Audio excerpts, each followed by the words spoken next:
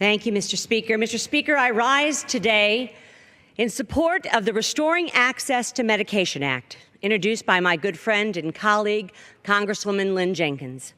Mr. Speaker, for far too long, Missouri families have suffered from the never-ending financial burdens and health consequences imposed by the Affordable Care Act. From limited access to physicians to skyrocketing premiums, Obamacare has failed our country and our people. For years, Missouri families have used health savings accounts and flexible spending accounts as an important tool to save and help pay their medical expenses, including over-the-counter drugs. In the United States, more than 20 million individuals and families have taken advantage of HSAs and FSAs. They've counted on them to help protect against unexpected health care expenses and better plan for medical costs throughout the year. Under Obamacare, the administration did its best to get rid of these HSAs and FSAs by limiting the amount of savings people could contribute to them and how that money could be used. They even mandate that funds in HSAs and FSAs cannot be used to purchase over-the-counter medications without a prescription from a physician.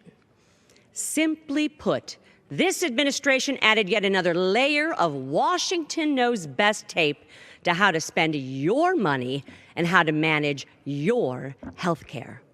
As a mother of three, I remember sick children, cold and flu seasons, and late-night runs to the drugstore for cough syrup and fever reducers.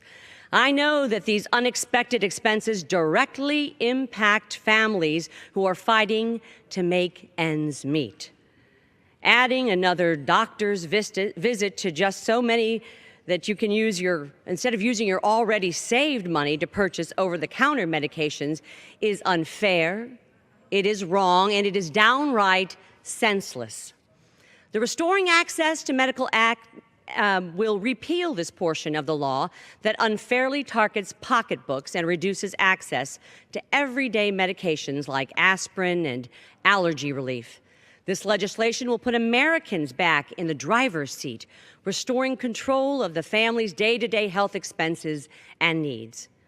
Mr. Speaker, in addition to this legislation increasing access to over-the-counter medications that families need, it allows Americans to, most importantly, increase the amount of money they contribute to their health savings accounts, while doubling the amount both individuals and families can contribute to their accounts in 2017.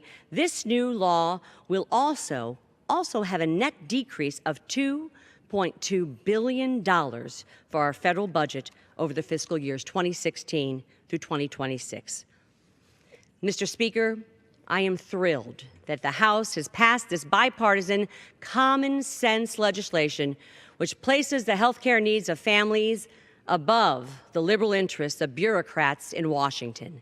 It will save families money and put them further in control of their health care decisions, something the ever-failing Affordable Care Act will never do. Thank you, Mr. Speaker, and I yield back.